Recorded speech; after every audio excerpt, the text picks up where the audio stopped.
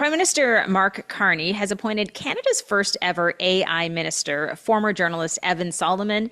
His full title is Minister of AI and Digital Innovation. And as the Globe and Mail reports, Mr. Solomon could face a host of challenges in this role. Experts say, including how to increase AI adoption and commercialization, encourage the construction of Canadian owned and operated data centers, and determining how to regulate AI. So, a lot on his plate. Absolutely. And while I sincerely wish him all the best in his new role, and I hope he can achieve great things, and all those things are important, I'm of the feeling that Canadian cabinets are much, much larger than any similar country in the world and twice as large as the OECD average if you count our 10 secretaries of state. So I'm not sure this is a minister level assignment, really. But that said, I would be very happy to be proven wrong and want to wish Mr. Solomon the best of luck. Looking forward to see what he achieves, because if he can achieve those things, certainly important for Canada and good for all of us. So good luck out there. Well, especially after we had Sinead on last week's episode where we talked about how AI is a Canadian story, but we've kind of lost our way. I think one of the goals will be to get things back on track. So we will keep an eye on this story and see some announcements coming out of the federal government, hopefully on that front. And sticking with AI, OpenAI has announced it's launching a new safety evaluations hub webpage to share info, including the hallucination rates of its AI models and more. What do you think about this? I think it's good. I think the more transparency we can get out of these companies, the better. The big issue is that it's kind of self-reporting stuff. So OpenAI itself is doing the tests and choosing what to share. So I'm a little bit skeptical as to how useful that is, given that we've had so many stories of companies like Meta purposely hiding important data that they collect that's supposed to be for our purpose, but it puts them in a bad light, and so they don't release it. So, let's hope they can behave better than that. If they do, then this is a good idea, and it's a step in the right direction regardless. Well, I just wanted to pick up on something you said because I was reading on the OpenAI website where they say, by sharing a subset of our safety evaluation results here, we hope this will not only make it easier to understand the safety performance of OpenAI systems over time, and then it goes on to describe a little bit more of what they're doing. But I think the key word that you kind of referred to there is that we're sharing a subset. This is exactly. something that is usually incomplete, and they are potentially not sharing everything. So that is the thing that I think, like you said, really worries me. Again, it's just a select amount of data and for information as well. Yeah, And like I would have loved to share a subset of my high school grades to universities when I got right? in. Yeah, that's for those of us who understand language. I think that is a key word that they added in there that some lawyer said put in subset, and some people may just ignore it. But speaking of hiding data, it looks like the U.S. Consumer Financial Protection Bureau has, as Wired reports, canceled its plans to introduce new rules designed to limit the ability of U.S. data brokers to sell sensitive information about Americans, including financial data, credit history, and social security numbers. I mean, to use a very technical term, this is bonkers. what in heaven's name? Just in December, the now former director of the CFPB said that these changes were necessary to combat the commercial surveillance practices that, quote, threaten our personal safety and undermine America's national security. He's obviously been replaced. And so the notion that these protections are now unnecessary is verging on impossible to understand, other than recognizing that data brokering is a multi-billion-dollar industry, and now more than ever in Trump's US, money is power. So I suppose that's really where it's coming from, I would have to guess.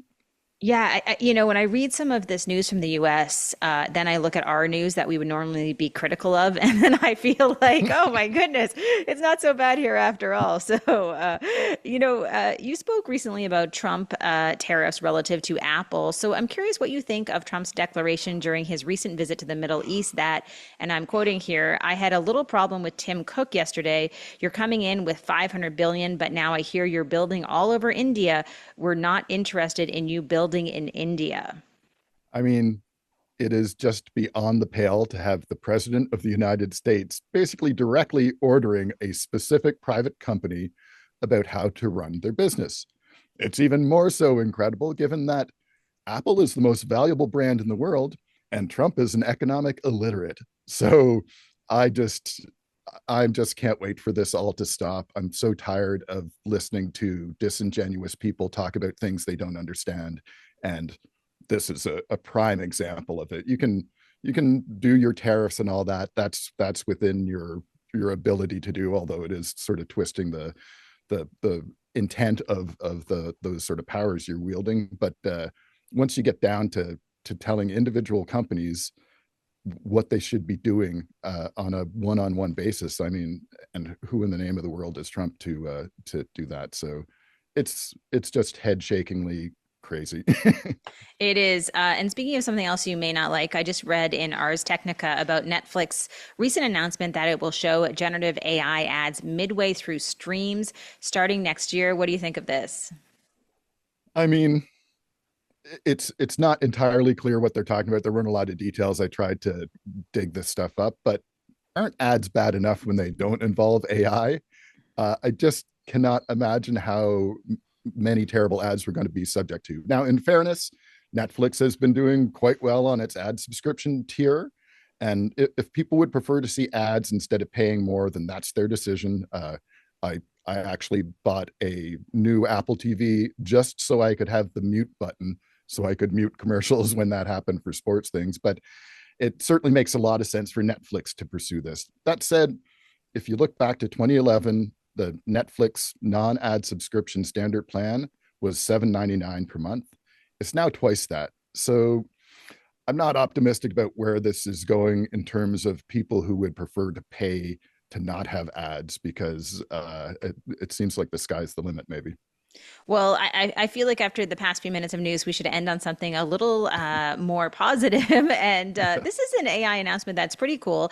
It's a startup called Doji that is launching an app to help you virtually try on clothes using a personalized avatar that is created using AI. So this looks really neat. Yeah, it's pretty cool. So I think they have launched the app already, but it's invite only. Um, so they're just testing things out, I suppose. But they've also got a great social tie-in where you can share your try-on experience. So your avatar will try on whatever clothes that you want to take a look at, see if you want to buy. And then you can share those photos through social media. So that's kind of cool. I can see how that would be very popular. And while the current model doesn't deal with how clothes fit, it's just sort of how they would look on your avatar in a simpler way. The company also wants to tackle that so that they'll be able to have the clothes fit reflect sort of the physical dimensions of your avatar in ways that you can go, I think that'll be a little too tight on my waist or a little too tight on my tummy or whatever it is. So yeah, it seems really fun and a positive way to use this. And people are doing enough online shopping that anything that prevents people from having to send things back all the time, which is just a terrible waste of energy and bad for the environment, anything that can help lessen that, I think is good. So yeah, you go, Doji. Let's see how it works. Yeah, I think that looks like a really fun app. We'll have to try to get on the invite list and try it out. And I totally agree. I know people who will order one of every different size that potentially will fit them, and then they just send things back, and that becomes kind of like a habit. I find it so bizarre, but maybe I'm just not that into fashion. That could be part of it. All right, that's the news for this week. Next up, Jeff is going to talk about Grok's declarations of white genocide on Musk's X platform.